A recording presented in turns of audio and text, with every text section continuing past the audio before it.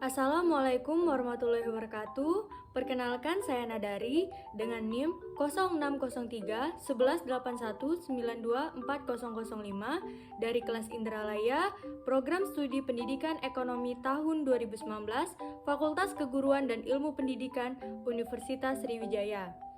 Di sini saya membuat video untuk memenuhi ujian tengah semester mata kuliah Ekonomi Pendidikan. Adapun permasalahan yang akan dibahas pada video kali ini, yakni mengenai mahalnya biaya pendidikan di Indonesia. Bisa dilihat pada gambar berikut ini.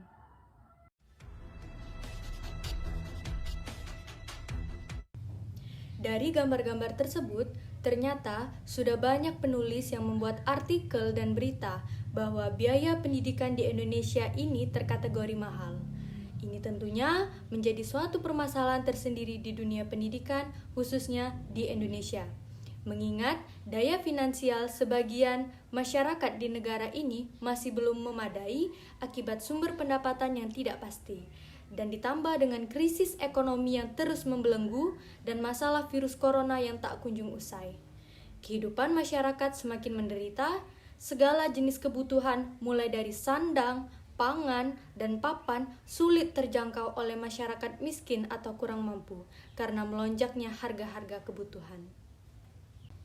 Permasalahan saat ini adalah mahalnya biaya pendidikan, sehingga tidak terjangkau bagi masyarakat di kalangan bawah. Banyak masyarakat miskin yang tidak bisa mendapatkan pendidikan yang layak karena masalah biaya yang tinggi. Di Indonesia saja, meskipun pemerintah sudah menghilangkan biaya pendidikan sampai jenjang SMA, tetapi masih saja ada dana informal yang harus dikeluarkan oleh peserta didik.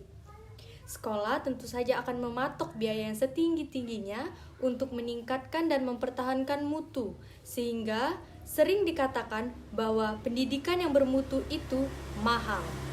Akibatnya, akses rakyat yang kurang mampu untuk menikmati pendidikan berkualitas akan terbatas, dan masyarakat semakin terkotak-kotak berdasarkan status sosial. Dan jika permasalahan ini dikaitkan dengan teori human capital, maka tentunya hal ini akan sulit tercapai di Indonesia. Mengingat dalam teori human capital ini diaplikasikan melalui berbagai bentuk investasi sumber daya manusia, seperti peningkatan pendidikan, peningkatan kesehatan dan gizi, serta program-program lainnya.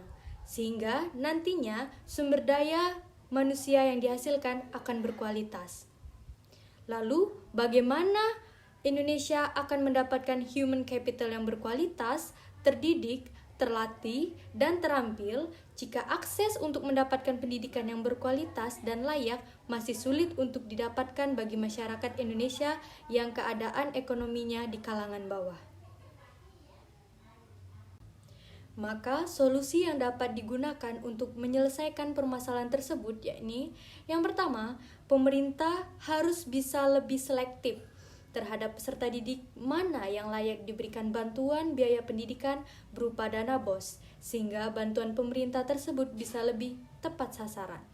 Yang kedua, pemerintah bisa menganggarkan ulang berapa dana yang seharusnya bisa dialokasikan dalam pembiayaan pendidikan dan meningkatkan kualitas pendidikan di Indonesia. Yang ketiga, diperlukan kejujuran serta rencana yang strategis dari jajaran birokrasi pendidikan untuk mengimplementasikan anggaran pendidikan yang murah bagi masyarakat, khususnya masyarakat kalangan bawah.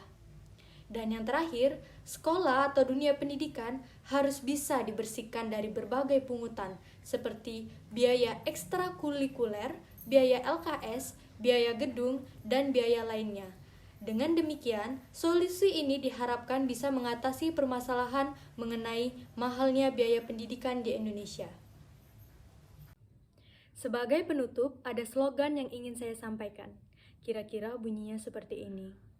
Pendidikan tentunya memerlukan biaya, begitu juga dengan ketidaktahuan. Mungkin itu saja, terima kasih. Wassalamualaikum warahmatullahi wabarakatuh.